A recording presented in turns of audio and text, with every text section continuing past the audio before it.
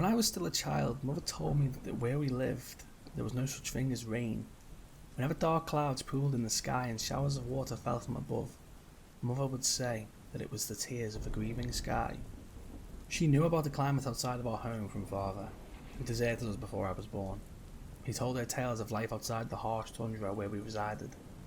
Told her that what happened there wasn't normal. Father left us without a trace before I was even born. Maybe the crippling loneliness of such a desolate place finally got to him. He never told us why he left. Mother raised me alone. Whenever the sky started crying, she warned me that it was mourning the loss of a soul, and that if I weren't careful, I could end up being the one it was mourning for. She instructed me to hide in the fields or block myself indoors with the windows shut whenever the sky started crying, and she always insisted that whatever I did, I would never look at the sky when it was crying. I followed her instructions devoutly. Even as a child, I could sense danger looming in the air during the sky's lineaments, and as if something were hunting me, something monumental sent from the heavens to erase those who lived down below. However, despite the seclusion from the constant bitter cold, I would say that I lived a fairly happy life. Mother was always there for me, always teaching me new things, taking care of me. Tending to the fields was a hard but rewarding work, and coming home to a warm supper and a night restful sleep kept me going. This continued for a while, until one day during my late teens, Mother went missing. I searched through the vast fields, bellowing her name for what seemed like an eternity, yet I never heard her answer. After a few hours and hours of searching in the bitter cold, I returned home exhausted, beaten and distraught. That was the only night where I cried myself to sleep. The last thing I found from her was a note in the kitchen, written on it with these words: "The tears that the sky shed must always return back to them." After the incident, I was left completely alone. Seclusion can drive a man to insanity, and it wasn't long before I started gathering timber, building a raft, and sailing away from that cursed place. After several hours lost at sea, I stumbled upon a port city. I spent the rest of my years there, begging on the streets and doing odd jobs to earn money to keep myself alive. Most regarded me as deranged when I told them of my childhood, insisting that the tales Mother told me for the crying skies were just a lunatic's hoax, and for a while, I started to believe them. I thought that maybe I was insane, or maybe I simply convinced myself that I was. But one day, I decided that I would return to my childhood home. Even now I don't exactly know why I considered the idea. Maybe I wanted to prove that the experience as a child was true, or maybe because I wanted to have a moment to say goodbye to the place I grew up in. Even in my adulthood, that place still held a strong sentimental value. When I arrived at the shore after a long journey at sea, I could still recognise the remarkable landscape. Even after all those years, the Titanic mountains still stood tall, with walls of fog masking their feet.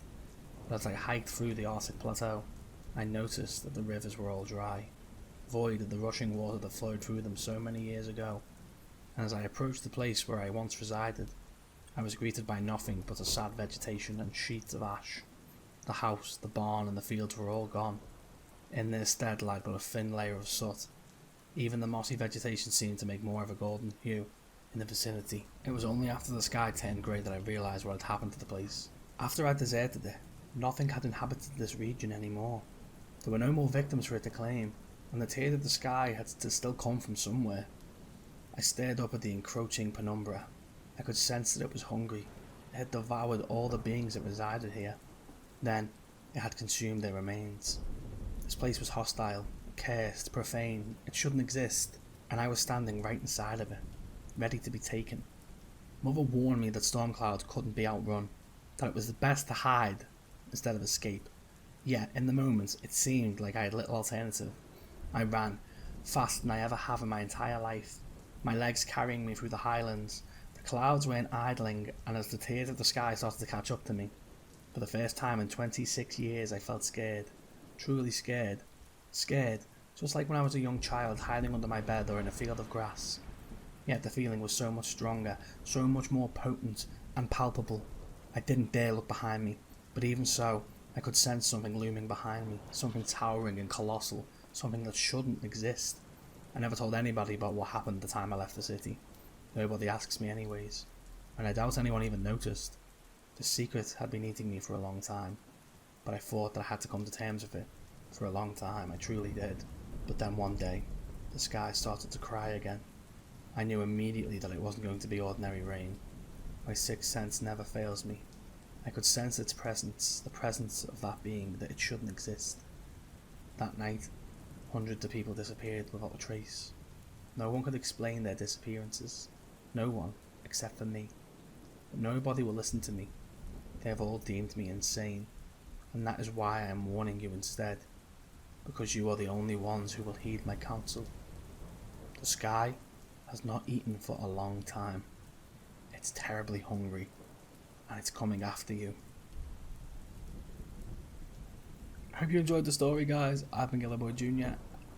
Again, reading the story for you. Hope you enjoyed it. Bye bye now.